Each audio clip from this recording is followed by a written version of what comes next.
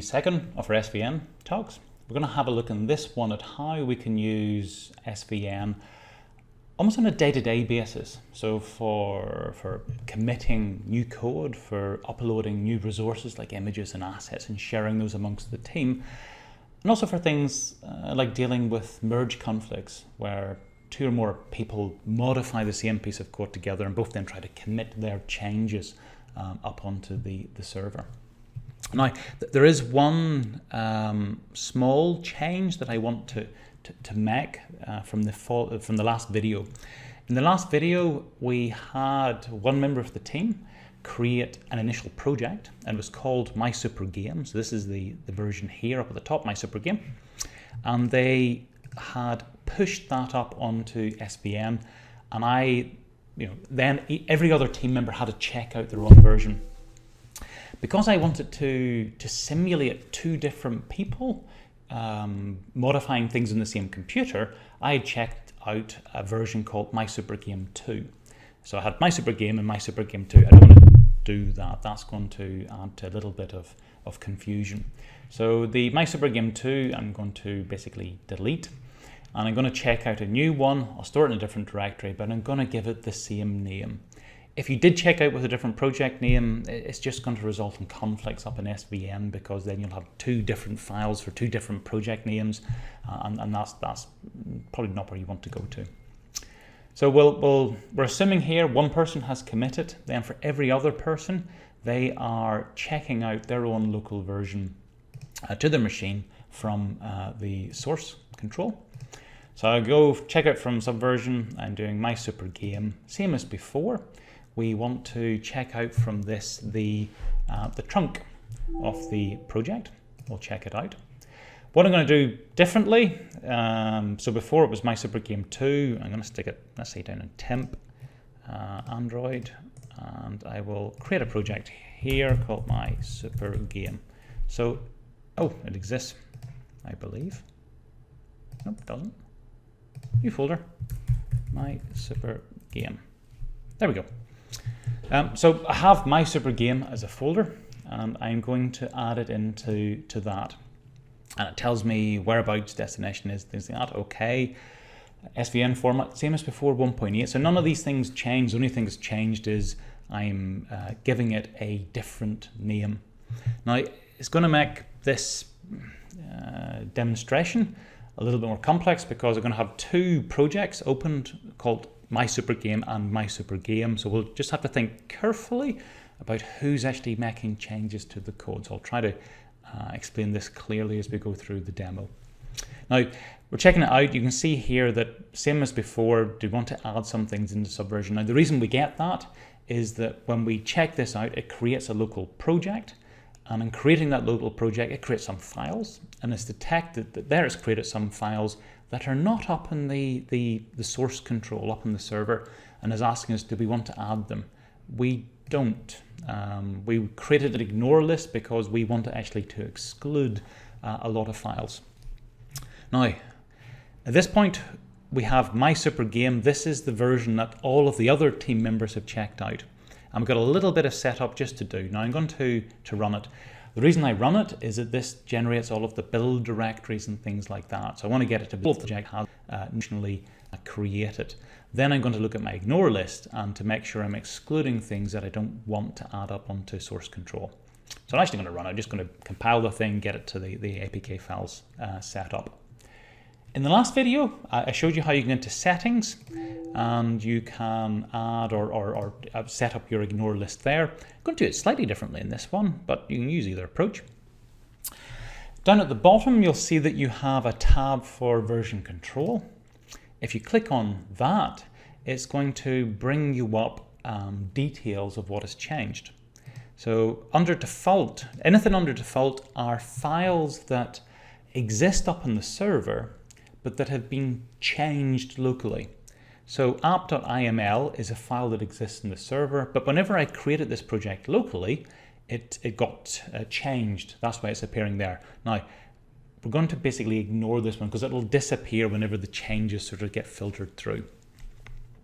Unversioned files are ones that exist in the project, but are not up in the server. and there's nearly 400 files there. So we can browse them, and we click on that, and then we can have a look to see what exists in the project but isn't shared. And if you see within app, we have app build, and that was one of the directories we added before. So I can add it from here. I right click on build, and I go down to ignore, and I say yes, I want to ignore all files under the build directory. They get added in. Also then under the project folder, we have an idea. We don't want to add all of the idea folders because there's some useful stuff in that, but libraries, we do want to add those into my ignore list. So I add those in. You can see we also have our build directory under the project, and again we added that in before. I'm going to add it in again, just to ignore the build directory. And we have our local.properties, and again we added that in before. I'm going to add that in too. Now, it's still, annoyingly, it still is there. It'll disappear whenever we refresh the thing. It actually has been added into the ignore list. Now, at this point, we've checked out our own local copy. We've given it the same name as the whatever the team's using for its project name, and we've added the things into the ignore list. So we're set up, we're ready to go. Okay. Now, I'm going to go to the first person. So this is the initial person who seeded it. Doesn't matter. We're going to call them user 1. And the second person who checked it out, we're going to call them user 2. So user 1, we want to have a look at them making some progress, working on it, and then sharing their changes. So for modifying code. Now, here's what we have to remember. Every single time we open up Android Studio and are going to work on our project, it is possible that other people have done stuff since we last been working on it. So we closed it down, we did something, we've come back to it. Other people might have committed material up onto the repository. So we have to get into the habit of any single time we start looking at our project, we should always try to update the project. So we go to version control and we do update, and we click on that. Now it's going to ask us a few things, but basically all the default options here are okay. We just simply click on OK.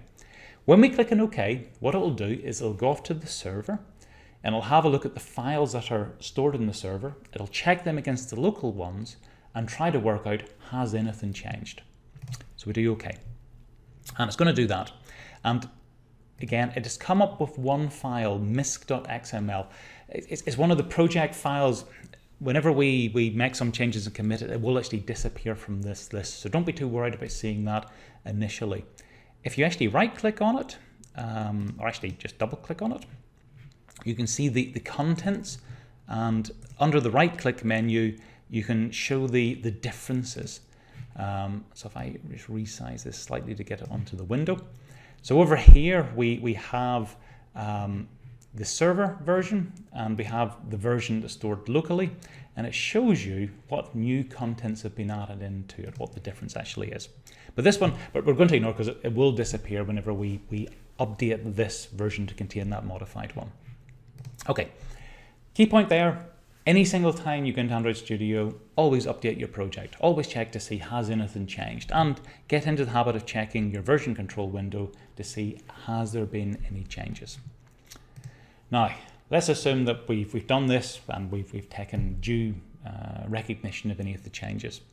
And we want to work on adding some code. So there is only one Java file here, full screen activity. Let's say open that up. I want to, let's add something in. Now, if you look over on our project window over here, you see full screen activity is highlighted in normal black color. It's going to change its color ever so slightly. So what I'm going to do there is I'm going to add in some code, and I'll add in, I don't know, a counter. So there we go. We're saying we add it in a counter 1. And next to it, we have some green bars appearing that is indicating that this is a changed code. And over in our project file, we now have it listed in blue color. That means that it has changed. And for good effect, if you go down to the version control window, you now see that full screen activity has been listed. So anytime we make changes to a file, we're changing that file from what is stored up in the repository. We're introducing changes to it. And there's different ways that it flags up that these are files that have changed. Okay, now we go and we make our changes, and you make more changes than this, but I'm assuming you'll put in whatever changes you want to do. Let's say I've got to a point where I want to share my changes with the rest of the team. So here's the steps that I do this here. The first step, the most important step, well, equally important than all of the other ones, I need to make sure that I am happy that I have tested this. I'm not going to share buggy, rubbish code that doesn't work with the rest of the team. That will annoy everybody. So I'm only going to share things that I am suitably happy that I have tested locally that they work. Am I? Yes, I am. So in this case, I'm going to tick that particular box. I'm not quite ready to share. Before I share, I'm going to update the project again. So I'm going to do update and check. So this is just to see if whenever I was working on the code, did anybody else commit anything up onto the server? Just to check to see.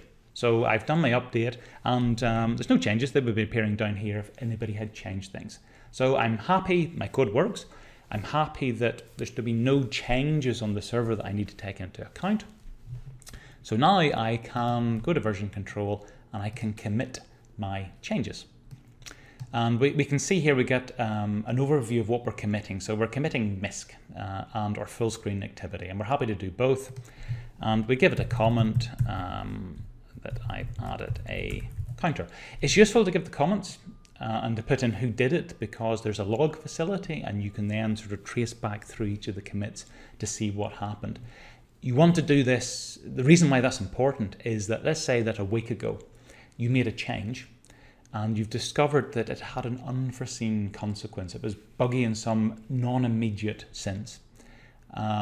If you put in comments about the things that you do, it's easy then to go back in the log to work out, that was the version I committed it in, and then to check out either the previous version or to look at the changes that were introduced in that version to sort of narrow down for bug finding or whatever. Anyway, happy here, I've added in my message. Before commit, we're just checking our to-dos. So I'm going to commit that up, and that then adds these files up onto the server. So the local changes shows nothing. So the version I have locally is identical to the version that's online. So job's a good one. Okay, now I'm going to swap to the second user. So this is the second person, version 2. So they haven't made the change. And if I were to go into my project files, into full screen activity, and down to the method at the bottom, the one I changed, you can see there that there isn't a counter, it's not added in. So second person comes along. This is the version I have locally.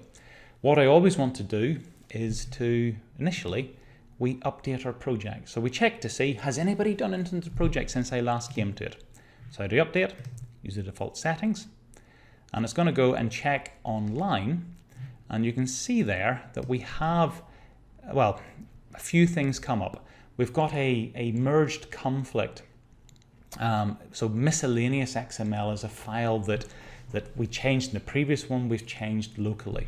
Now I'm just going to accept their change, that'll do. And this is something that, again, whenever we get a stable version, it'll disappear from the list. It's a bit annoying at the start. So we have one merged item for that silly MISC file, and we have one updated item from the server, which was our full screen activity. And we can now see for the second user, for their version of delayed hide, we have the counter being added in. So they've been able to pick up on the changes that the first user has shared out with the rest of the team. So that's good. Now let's look at adding some other things here. So we're on the second user. The second user is now happy that they have the most recent version because they checked on the subversion. Let's say that they want to add some things in, and we'll add in a few new things. So we'll add in a new Java class. I don't know, let's just call it helper. And it says, do you want to schedule the following for addition to subversion? So we've added something in, and it's checking us to see, do you want to add this up onto subversion? And writing out a class is the type of thing we want to share, so we'll do yes. So you can see then it has appeared. In green is one of the files that we have there. Let me do a few other things as well. So let's add in something that isn't add it directly through this. We're going to add it in a few other things. So under res is the resources that come along with the project. So I can add in a new Android resource directory. There's different ones. Raw is for any raw files. So I'm going to do OK for that. It's asked me, do I want to add that into Subversion? So yes, I want to. I'm going to put my images and my sounds and things in the raw, so I do want to share that. So now we have a raw directory appearing. And quite often it's easier if you go up to the project view. So the minute we're on the Android view, it only shows Android files. If I go into the project view, I can have a look at the directory structure that's in my file. And inside app, inside source, inside the main code, I have my resource file. So inside that, you can see I have my raw folder, and it's in green because it's a new addition that we have yet to share and commit up onto the server.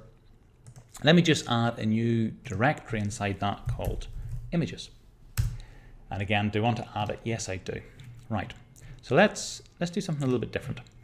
Now I want to go to where that is. So it was app, source, main, inside resource, we had a raw, we had images.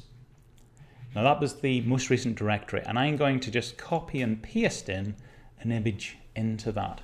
So it's an image, it's the type of thing I might have a directory and then just copy and paste a bunch of stuff into it. So that's effectively what I've done. So I didn't add it through Android Studio, added it through just Explorer. Now you can see it picks this up inside Android Studio, and it's being displayed in red. So red is a file that is part of the project, but because it's in red, it is detecting that this is not something that is part of the versioned files. It's not versioned. In other words, if I commit my project, it won't be shared. But I do want to share that particular file. So the green one, raw.images, that will be shared with everybody, but because it's red, I won't share that particular file. Now, to make it shared, I can simply, there's multiple ways you can do it, but one easy way is to right click on it. I can go down to Subversion, and I can do Add to Version Control System. And doing that, it will then change it into green. So it's a new file, but it's part of the version control. Okay, so the second user, they've made some changes. They've added in a background image, and they have also added in a helper class. Now let's assume that that's all that they wanted to do. So we want to go through the steps then of sharing this with the rest of the team. So my checklist, am I happy that everything works fine? There's no bugs in it? I am. Have I checked to see has anybody else committed anything new to the server? I better do that. So I go up to version control. I update my project, and all files are up to date, so there's nothing new that's been added in. Then I do my commit. So we can see here that we are committing in a new Java file. We're committing in 2 directories and a file within that directory. So PGH2, I'm going to be the second user. Add it, I don't know, helper and image file, whatever, something that makes sense for it. I'm going to turn off code analysis because otherwise it'll complain that there's nothing in that file. It has now committed that file up onto source control. By way of just checking this, if I go back to this is the first user. So you can see the first user doesn't have our helper, just has full screen activity. If I were to get them to update the project, and we'll take across, we've now got 4 items being created. We've got our helper.java, we've got 2 directories, and we've now got an image in that directory. So we have shared our resources across. And for 90% of the use of SVN, that's what you'll be doing. You'll be adding things to it. You'll be making the decision about, is this something you want to share? If it's a project file, an image file, a sound file, yeah, you probably do. So make sure that they are added to the ones that you do share. Let's have a look at a conflict then, just to see how we might get a conflict arising. So this is user 1. This is our first user. I'm going to do a few things. I'm going to change the counter to 2, and I'm going to add in a method 1. Okay, so this is So use, actually, I'm going to, yeah, well, no, counter is equal to 2 and add in a method called method 1. Okay, so that's the changes that the first user has made. Let's assume we go on to our second user. So this is user number 2. So you can see in their full screen activity, they still have the original version. So I'm going to change counter to 3. And I'm going to add in a method 2. Slightly confusing names, but there you go. I'm going to save that. Now, we're in a situation where user 1 has added in a method called method 1 and has changed the counter value. User 2 has added in a method called method 2 and has changed the counter value. So both users have been working on that file. Now, neither user has committed their stuff up onto the server yet. So this is simulates a situation where 2 people are working on the thing at exactly the same time. Let's assume that user 1, the one we have on the screen at the minute, gets to the finish line first of all. So they go through the normal checklist. Have I tested this? Is it what I wanted it to be? Is it working fine? Yes. Have I checked for any changes in Subversion? We update our project. We do OK. And all files are up to date. Because the second user's changed them, but they haven't committed anything to the server quite yet. So from user 1 point of view, yes, nobody else has changed it online yet. So I'm happy with my changes. I'm going to commit them in. And this is going to be our method 1 added, even though we changed the counter as well. You really should have said that. I'm going to commit that in. So user 1 gets in early, commits up their file onto the repository. Jobs are good. User 2 then comes along. So user 2 took a little bit longer for doing it. They go through the normal checklist. Am I happy it works? Yes, it works. Has there been any changes online? Let me go check to see. So they do update. Now we're going to hit a problem here because whenever they go to the server, they're going to find that the full screen activity has changed. So let's do OK. Now it's detected then. It says that the full screen activity is different. We've made changes locally, but changes has been made on the server. And sometimes it can merge these changes together without any conflict. And as long as you're working in completely different parts of the file, it's fine, it'll be able to do that. But we had a situation here where 2 people were modifying the same piece of code, and that gives you a conflict that it can't resolve. It doesn't know which user's code should take preference. So it bounces that up to the user. Now, what you shouldn't do is to click on accept yours, accept theirs. You should, unless you've talked to the person, say, this has come up, you've given the phone call and they said, oh, don't worry about that. Or they said, no, you must accept that. We're going to click on merge. And merge was going to bring us up a screen that will let us determine how we merge these 2 things together. And it's more simple than you might think. So we can see the merge result, the bit in the middle. We can see our local changes over on the left-hand side and the changes that are up on the server over on the right-hand side.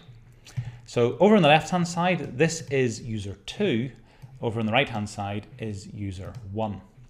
Now, we've got a few little bits here. So you can see that we've got a conflict over the counter value where I'm trying to set it, or user 2 trying to set it to 3 and user 1's trying to set it to 2.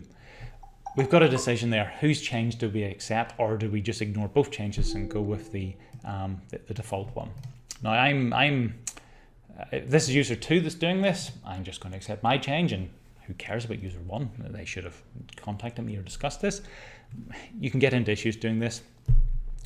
Now that updates the counter, but you can see that we both have 2 methods, method 2 and method 1. And I'm going to add in both of those. So we don't want to ignore those. So I've clicked on the arrow next to them, and that's been able to add them in. There's a little X as well. If it's going to click on X, it would ignore that change. So there, my user 2 has gone through the merge process. They've decided to retain their counter value. They've decided to accept the method they added in, and they've decided to accept the method that user 1 added in as well. And we can do apply. One conflict left process. Okay, I can just click X to ignore that. I can save and finish. And then the version that user 2 has contains the counter value that they set and contains the 2 methods. Now, as you remember, they were in the process of committing their changes. They tested it, they checked on the server, they'd found a conflict. So hopefully now we've dealt with that conflict and we can commit our changes in. So this is the second one. So this is merged. Okay, method. Okay, whatever we got there, merge method and added the counter, it doesn't really matter, and commit the thing up. So they then shared their versions as well. Whenever user 1 comes along and does their update, if user 2 hasn't talked to them, they're going to get a slight surprise in terms of, oh, things have changed. And this is where you can have risks. Ideally, for your team meetings, you want to try to schedule things so that people are working on complementary areas that can be merged together without any difficulty, or completely different files that, again, can just be added without any difficulty. If you have 2 or more people working on the same piece of code, where they're likely to be making changes to it, communication is key. You don't want people to be changing things at the same time without them having prior conversation about it. That's going to be a recipe for disaster. So it's useful to let all of the other team members have some awareness of what you're doing. And that's where, for example, a daily stand-up comes in useful, where you can sort of flag up the areas you're working on today so other people can have a bit of an inkling, is it likely to conflict with them? And when you do find any conflict, always talk to the other person or persons to work out, why do we have this conflict, how's it arising, and what is the correct way of merging these results so that things can carry on from that point. That's more or less it. For most of the things, for adding things in, for making changes, it will be straightforward. You make your changes, you make sure they're tested, you check for updates, you commit them. When you come in to use SVN, you check for updates and you carry on working from the most recent version. Occasionally, you'll have the odd merge conflict. That gives a bit of spice to your life. But beyond that, it's actually quite a, SVN's quite a nice thing for using by way of actually managing team interactions.